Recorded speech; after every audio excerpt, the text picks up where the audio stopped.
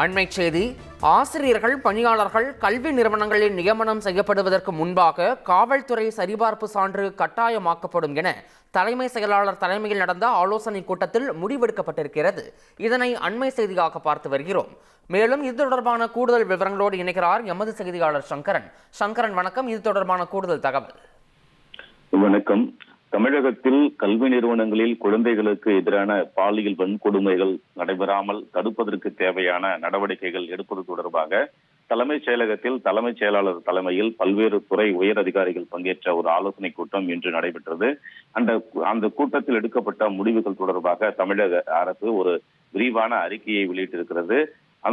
அதன் அடிப்படையில் கல்வி நிறுவனங்கள்ல குழந்தைகளுக்கு எதிரான பாலியல் குற்றங்களில் ஈடுபடுவோர் மீது துறை ரீதியாகவும் அதே போன்று ஒழுங்கு நடவடிக்கையும் எடுக்கப்படும், நடவடிக்கை எடுக்கப்படும் என்று தெரிவிக்கப்பட்டிருக்கிறது.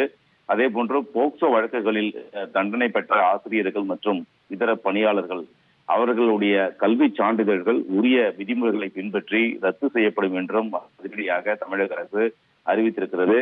அதே போன்று கல்வி நிறுவனங்களில் புதிதாக கூடிய ஆசிரியர்கள் மற்றும் ஆசிரியர் அல்லாத பணியாளர்கள் பணியில் சேர்வதற்கு முன்பாக காவல்துறை மூலமாக சரிபார்ப்பு சான்றிதழ் பெறுவது கட்டாயமாக்கப்படும் என்றும் தெரிவிக்கப்பட்டிருக்கிறது.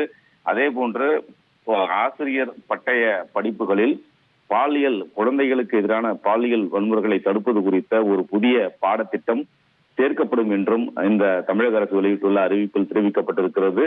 இதே போன்று அனைத்து கல்வி நிறுவனங்களிலும் போக்சோ வழக்குகள் தொடர்பான விவரங்களை கண்காணிப்பது, அவற்றை தொகுப்பது உள்ளிட்ட பல தகவல்களை சேகரிப்பதற்காக தனி அலுவலர் நியமனம் செய்யப்படுவார் என்றும் தெரிவிக்கப்பட்டிருக்கிறது. மேலும் மாணவிகள் பயணம் செய்யக்கூடிய பள்ளி வாகனங்களில் பெண் உதவியாளர்கள் பணி அமர்த்தப்பட வேண்டும் என்றும், இருபாலர்கள் படிக்கக்கூடிய பள்ளிகள் மற்றும் பெண்கள் பள்ளிகளாக இருந்தால் உடற்கல்வி ஆசிரியர் பணியிடங்களை பொறுத்தவரை பெண் ஆசிரியர்கள், உடற்கல்வி ஆசிரியர்கள் நியமனம் செய்யப்பட வேண்டும் என்றும் தெரிவிக்கப்பட்டிருக்கிறது. இதுபோன்று பல்வேறு உத்தரவுகள் தமிழக அரசு வெளியிட்டுள்ள அந்த அறிக்கையில் தெரிவிக்கப்பட்டிருக்கிறது. தமிழக அரசினுடைய இந்த விதிமுறைகளை அனைத்து அரசு பள்ளிகள், தனியார் பள்ளிகள் மற்றும் உயர்கல்வி நிறுவனங்களில் முழுமையாக கடைபிடிக்க வேண்டும் என்றும் தெரிவிக்கப்பட்டிருக்கிறது. தகவல்களுக்கு நன்றி சங்கரன். செய்திகளை உடனுக்குடன் தெரிந்து கொள்ள உடனே சப்ஸ்கிரைப் பண்ணுங்க.